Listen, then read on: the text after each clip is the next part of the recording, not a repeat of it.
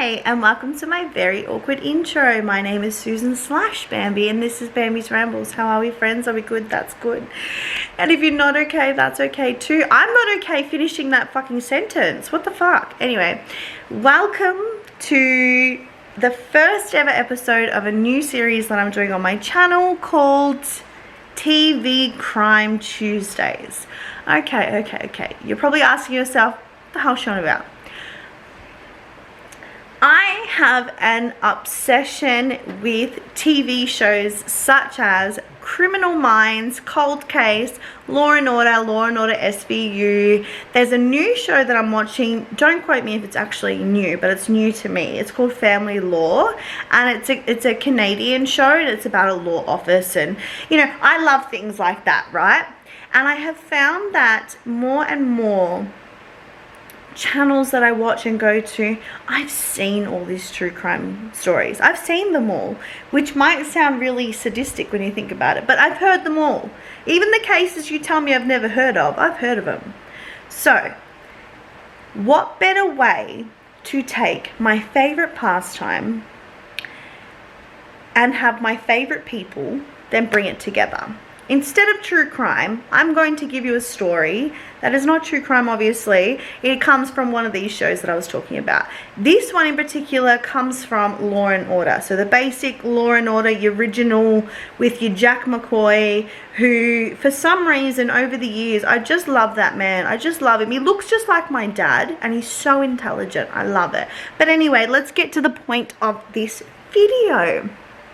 So this episode will be about season 10 episode 4 Law and Order, and it is called Merger.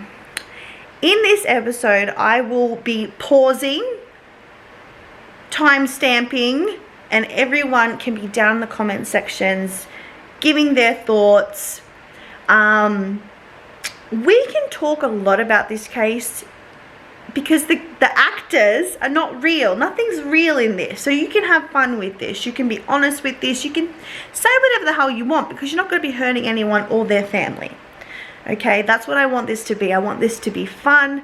I want this to be interactive. And I want this to be lighthearted. Okay? So let's dive right in.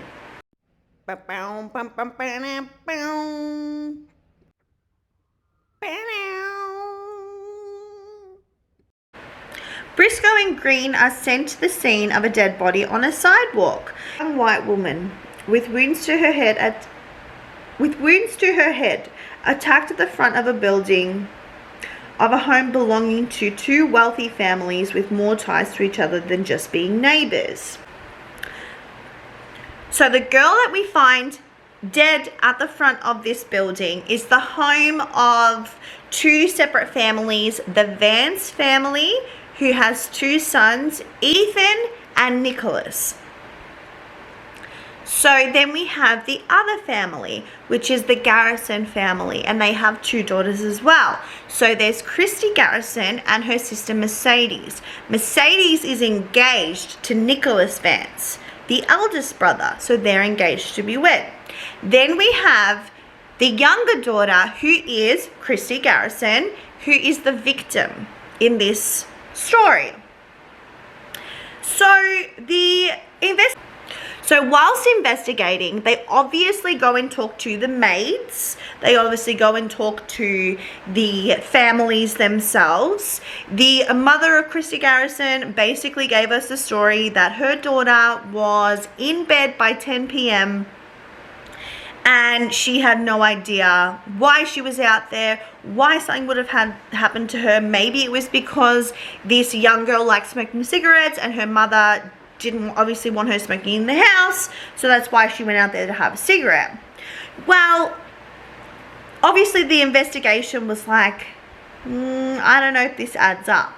So they went through her Palm Pilot. Imagine, right, Palm Pilot. How old does that make you feel? Palm Pilot, BlackBerry, those, like, when I see those things in those types of shows, or I see the suits, like the female ladies' suits, I'm like, they are so baggy. Why is everyone wearing brown? Like, it just, I don't know. But anyway, just my little side tangent there. So we find out through the Palm Pilot that there was a message sent to Christy Garrison from her friend. So they went to the friend and they said, what is this? What's going on here? Why does this say it's the bomb, whatever? And basically this girl who was saying she liked to party, we wanted to go out, this is New York City, she was home from boarding school. We find out that she was in boarding school, so she was only home a couple of days, right? And we hear from the maid and this other person who is saying she was home from school, she wanted to party, that this girl was a bit of a party animal. Like, she wanted to go out and party and do drugs and X, Y, and Z. So they went down that avenue a little more. Turns out that girl that said it's the bomb was talking about a late night rave, party, whatever you want to call it, that was happening, and Christy Garrison went there. Whilst there, she had an asthma attack without having her inhaler on hand. The girl says obviously she had some cute guy with her and he took her to go to do something about her asthma. So the police put 2 and 2 together, look for a 24-hour pharmacy, was only down the road, went down there. Yes, the girl went in there, the pharmacist handed her an inhaler, then went to go and discuss over the phone a new prescription from a doctor. Normal pharmacy business.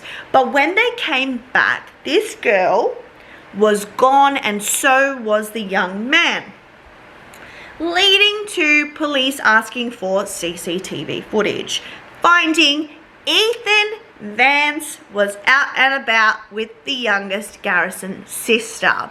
So the police were obviously like, is there something happening here the same way something is happening with the elder siblings?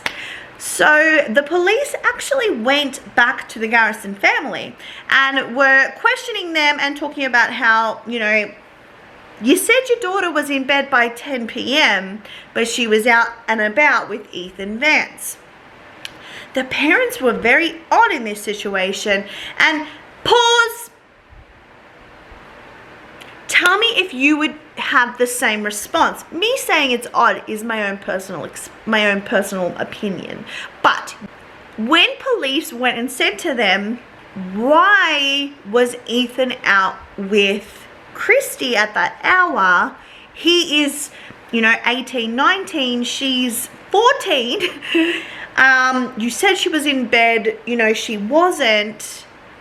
You know, have you ever got the impression that he was interested in her or grooming her or anything along those lines? And the parents were very stiff in this and saying, no, they are good money. Funny how that slipped out. They are good people, they are this, that, and everything else. And they said, oh, maybe you're just talking about the parents, you don't know the sons too well. And they're like, no, the sons are great. Like they said, pride, like these people were everything. Like these people were great. All that and a bag of chips, right? But me personally, if my 14-year-old child, who might be, you know, we'll get to that, why she was a bit of a ruckus, and if she was a bit of a ruckus, and why she needed to be in boarding school, right? But any boy that took my daughter out at night time without my permission, whilst I thought she was in bed, and took her to certain places like nightclubs and things like that, I would not be singing the graces of those people to the police. But this family was doing that. So does that mean there's this extra loyalty level that maybe I don't understand, maybe you guys would understand, but for me, fuck that. But anyway, back to the story. So, you know, we have Briscoe and Green, we have Abby Carmichael, queen of being a lawyer on TV. Like, she ain't a real lawyer, but I'd still hire her. I'd still ring her up and be like, hey, Abby, help me. Like, what would I be found guilty of? Jaywalking, but you know what I mean. Anyway, So let's get back to the story. Sorry about my little rant. But anyway. So the parents are singing the graces of these of this family. And they said, well, you know, of course they're going to be nice to you because you're rich like them. Well, that's obviously what Briscoe and everyone was saying and thinking. And someone, obviously in the interview, Briscoe had said that. And they said they're old money. And we're not. And that changes things. And the way that they never held that over the family. They never made the family feel a certain way. So that's why their loyalty was there. So tell me what you think about that. Do you think there should have been loyalty there? Do you think that, come on, like there's something else going on here? But anyway, let's get back to the story. So whilst this is all going on, they're investigating. They start speaking to the maid, the driver, everybody that they can speak to. And basically said, you know, that Christy Garrison girl wasn't such a good little girl. And she was sent off to boarding school for, you know, her salacious way of being, which I don't think is a fair representation of a 14-year-old. I think that if they're being that sort of way, there is an underlying issue, but I digress. So essentially, she was sent to boarding school because she was very scandalous. There was apparently, according to the coroner as well, the levels of marijuana, Xanax, drugs and alcohol, everything possible was in this girl's system. And also, they wanted to know more about why she was sent. And so they went and had a look, and they saw she was very troublesome. She was rebellious. She was all these sorts of things, and her family took that privilege, I guess. So that's how it came across initially, right, as things start going along in the case. And the further we look into this, they start really leaning on Ethan Vance. They think that he did something to her. And so they go back to the ME's office and they have a look and they see if there was any signs of SA, S trauma, all these sorts of things. And what they find is 2 semen samples, and they are related. She has 2 semen samples. So the police obviously try and get you know, more on the Vance's sons. They wanted more information. They went to the maid, and the maid said, you know, Ethan sometimes got drunk, but it was never anything too crazy. He's a young boy. One time he got so sick from drinking, he had to come home. Like, he's not a violent person, he's just a young boy. And they said, hang on a minute, how did he get drunk accidentally? How does that happen? Did he fall and slip on, you know, some vodka? Like, what's the dealio? Turns out he had gone out for the bachelor party of his older brother. And he did that after doing a blood drive at his school. Let's pause right here for a second. So the youngest son, Ethan Vance, donated blood during a blood drive at his school. The detectives obviously went and told the DA, having a conversation with Abby Carmichael and Jack McCoy, and basically it was told that the blood, they had no way of sharing the blood, right? They said you can't share this blood due to, you know, patient privilege, patient doctor privilege, you know, a lot of layers. That he donated this blood for a blood drive. He didn't donate it for it to be DNA matched and tested to someone that he may or may not have slept with. Now, this is where we get a little bit more interactive here. And I just, like, there's a can of worms there, man. Like, should that happen? Should he be allowed to have this blood drive blood be given to the state to be tested in a criminal investigation? Like, I feel like there's privacy laws there that don't make any sense. But at the same time, it's like, you know, we have Ancestry and 23andMe and all these other things that have solved crazy cases like the Golden State Killer and stuff like that. Like, I don't know. It's a very tough one. So that is what the lawyer was arguing for. The defense attorney obviously was arguing for, which was, no. This is not what he donated blood for.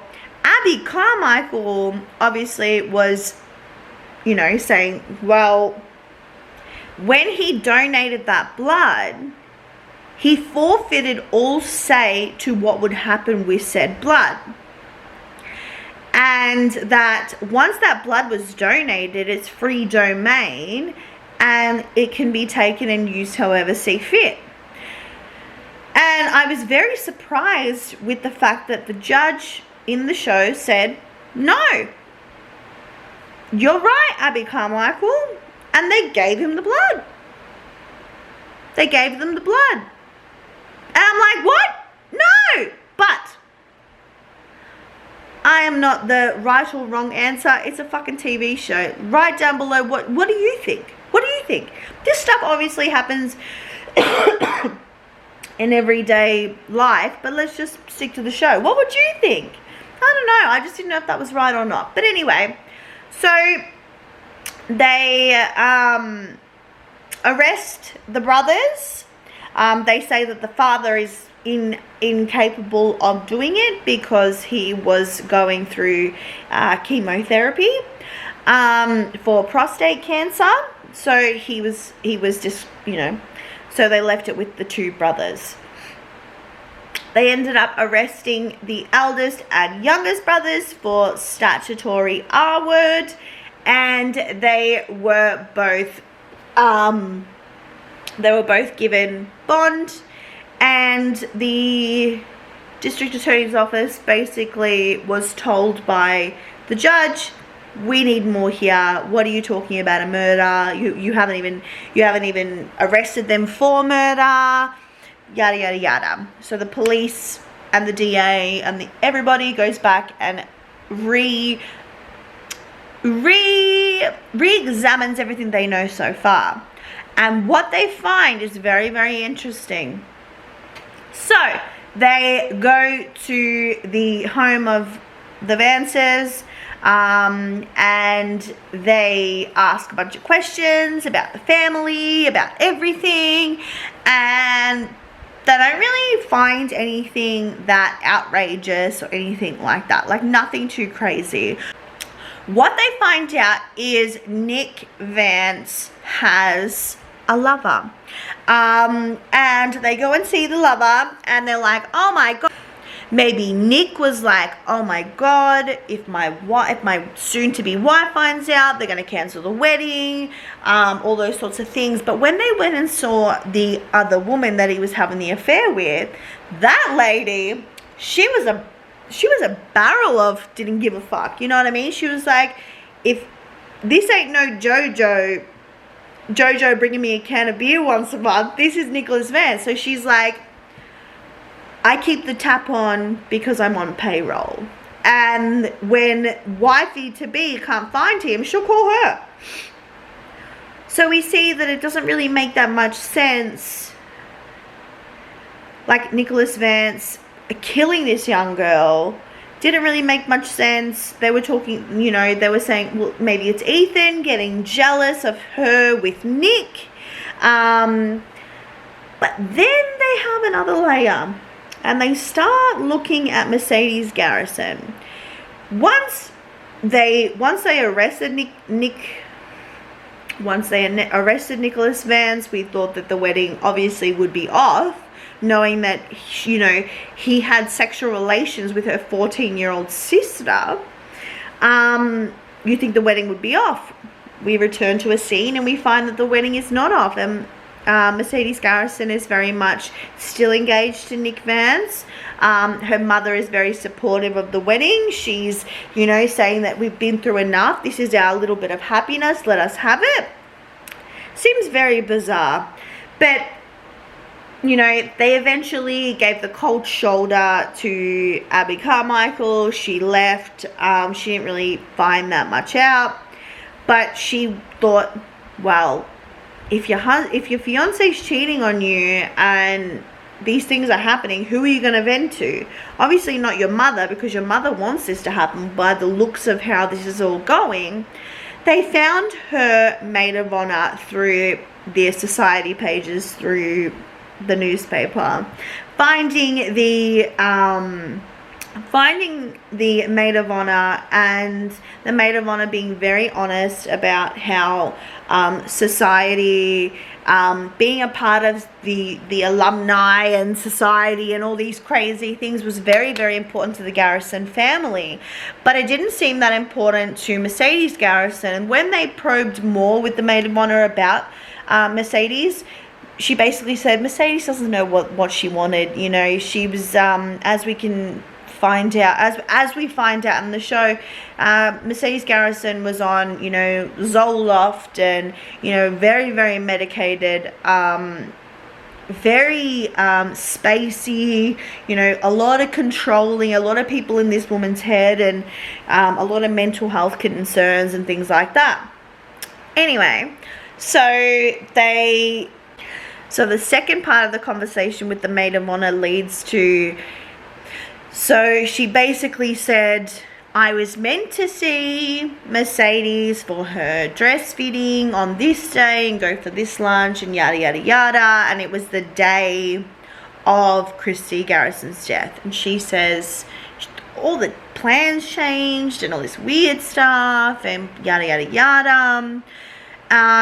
So the police wanted to know more about why everything changed the day of the dress fitting and hours before the murder of Christy Garrison. So police went and found the housemaid, the housekeeper that worked with the Garrison family, and she basically said that she heard Christy Garrison having an argument with Mercedes Garrison, and they were going at it or whatever, and Pepper, the mother, stepped in, calmed the situation. Christy left, and the dress was given to the housekeeper, who gave it to the dress store owner to take back to the store to be repaired. So Abby Carmichael goes to the store and says, can I have a look at the dress? They find the dress has a huge rip in it, and there's blood through the side of the dress. So they obviously take the dress, and they're going to do more and more to see whether this was an argument between Mercedes and Christy. It went haywire a few hours later. So before any of that can happen, though, the police and the DA's office were asked to have a meeting with Mercedes Garrison and Pepper Garrison, the mother, and their attorney. And they all came in, and that's when they basically said that we understand that you have been sniffing around and looking into Mercedes's life, and we know what is coming next, an arrest, but have this before doing so. And they read out every single doctor this woman has had. They read out every medication this woman has been on, everything she's been diagnosed with, and they say that she can head upstate to a facility for a couple of months because no court will find her responsible due to her medication, all this crazy stuff, right? And she basically is out of it in the I wouldn't even call it interrogation. It's a conversation in the room through this really heavy thing. She's like, I did a really bad thing, and I want to say that I'm sorry, and and they basically said, you're not going to send her upstate a couple of months for a high fiber diet after murdering somebody. It's not how it fucking works. And essentially the meeting of the minds ended, and everyone left. So they wanted more and more information about making this case a bit more thicker, because a bit more substance, because all they had so far, if you really thought about it, all they had so far was a young woman that was dead at the front of her home, and they have a rip in a dress with a bit of a bite mark that could have just been an argument. You know what I mean? And so they continue to look in, and they eventually find a maid of the family's who is actually a nanny for Mercedes. So she's been with the family for, 20 odd years. And right now, she was obviously the day after Christy Garrison was murdered, she was flown out, sent to Mexico to take care of a house for a honeymoon. As I said, we have a wedding that's happening during this time as well. So they eventually found her, brought her back to the States, had a conversation with her and said, who is Mercedes? What is happening with Mercedes? She's confessed. We know that she's done. She never really confessed, but there was an air of confession through her attorney, through her mother. And this woman was like, no, she didn't do it. And they're basically saying to her, stop trying to, save yourself from these rich people. Like, they're not going to help you. Stop trying to lie. And she goes, I'm not lying. She goes, this woman never know what she wanted. She just wanted peace. And the night of the murder, this nanny was in Mercedes's room with her because she was vomiting from her medication. And they're like, you're lying, or whatever else. Like, Jack McCoy's basically saying, you're a fucking liar, I don't know what you're talking about. She's like, I rang poison control from her bedroom at, I think it was like 2 a.m. or something. She's like, so this woman was in bed, like, incapacitated to be killing people. So they had to drop the charges against her. And the DA's office sit down and have a conversation. They talk about how we have to stop having musical suspects. And first it was the Vance boys, then it was the Garrison girl. Like, who is next? Like, it just, and the families have been acting so bizarre. Like, if this girl did not kill her sister, then why are they putting her up for the fucking guilt? What, because she'd get the easiest treatment? She'd end up in a psych facility and nothing would really change? Like, what's the go here?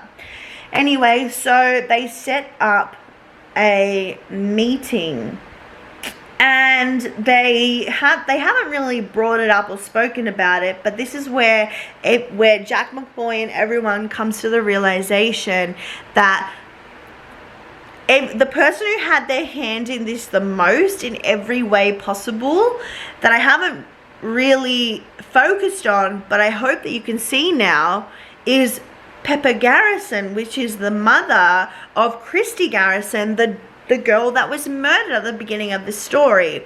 And we're seeing that she made maids disappear. She returned dresses. She, helped blame her daughter, her eldest daughter. She spoke highly of the Vance boys and their family, like every which way possible. So they sit in the office and they start talking about how Mercedes cannot plead guilty and say that she did this, and they explained to her that you didn't do this. Like, they had to tell this woman that she did not do this. She had a poison control phone call, there was the nanny, there were all these different things.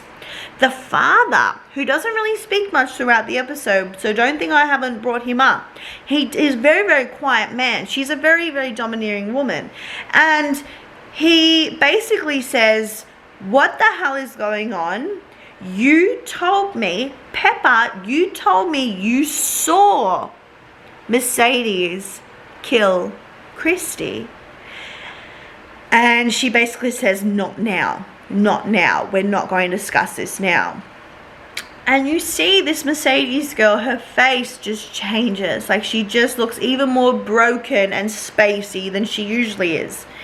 And she looks dead at her mother and she says, you did it. And this woman's, Pepper says, no, Mercedes, not here. And she turns around and she says, you took her away from me.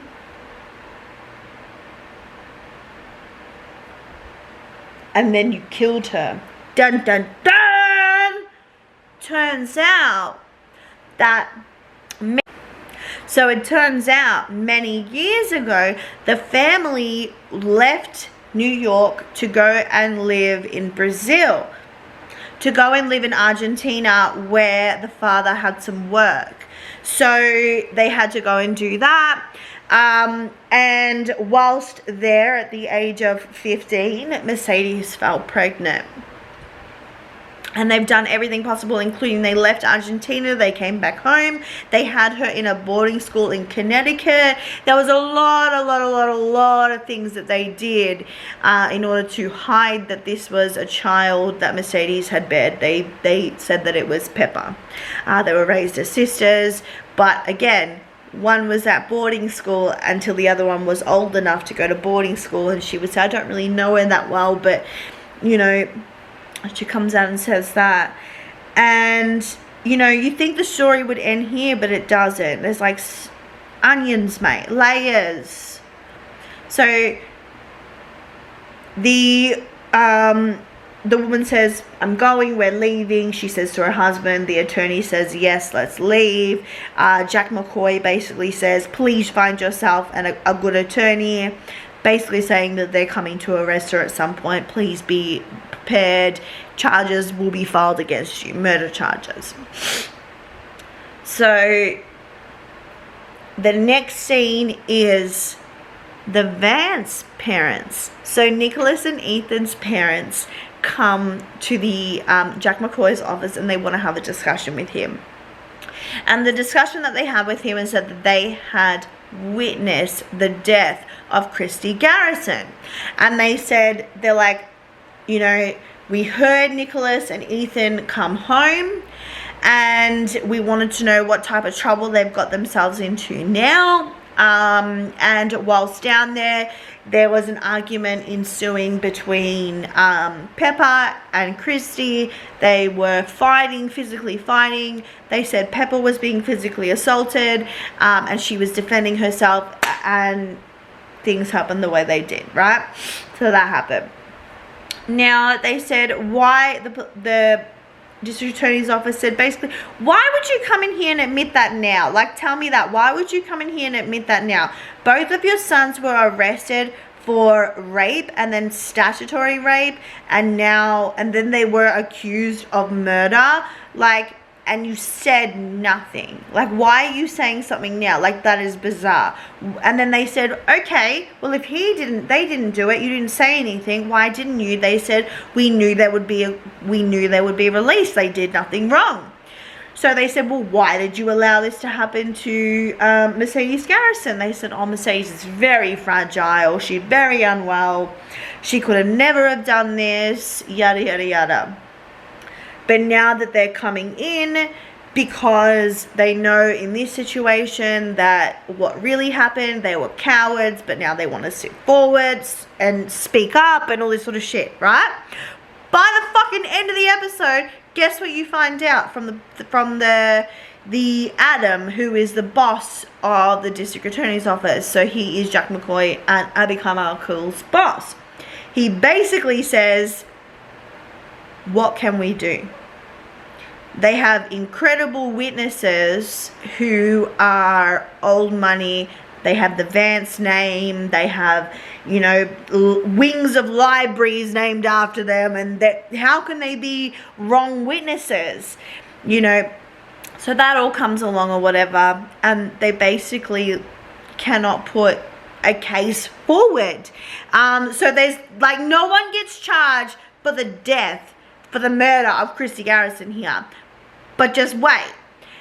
So at the end of the case, the episode, whatever you want to call it, We have Abby Carmichael walking into Jack McCoy's office with a magazine, the society page, is talking about the long-awaited wedding of Mercedes Garrison and Nicholas Vance. Then Jack McCoy brings out a magazine. Why am I like this? Like I actually have magazines. I have no magazines.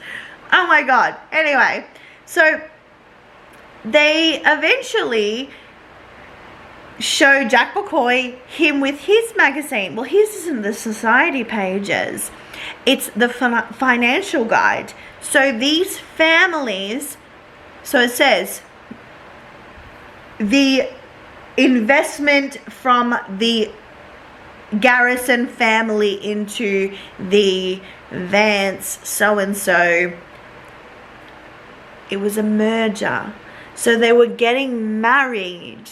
This poor woman that has had her life, just every single person around her just taking her and using her for whatever they see fit, whilst medicating her to the high heavens, because obviously she's absolutely devastated. She couldn't raise her child. She had to be in the same home, but say that was her sister. Like that's like another level to me. And then her family make her marry this dickhead who literally has other women on the side who don't care, who she rings to look for her fiance. Like there's just so many layers, and at the end of it you really realize that we have old family, new family. Some of the old money was getting a bit arthritic, so they need help from the new money, and they merged, and then for the merger they got engaged, and like it's just, I don't know. People kill to be in societies. People kill to hide shame.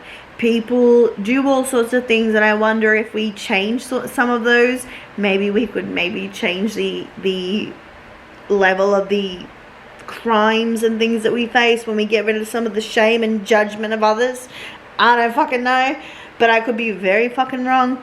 But yeah, like this is my first episode of doing this, my first ever time doing this type of series. Obviously I will fine tune it, I will get it better. Be interactive in the comments, let's talk about it. Thank you so much for watching, I really appreciate it. Remember to like, subscribe, send a pigeon, keep the same energy, and I will see you guys very, very soon for another one. Mwah. Bye.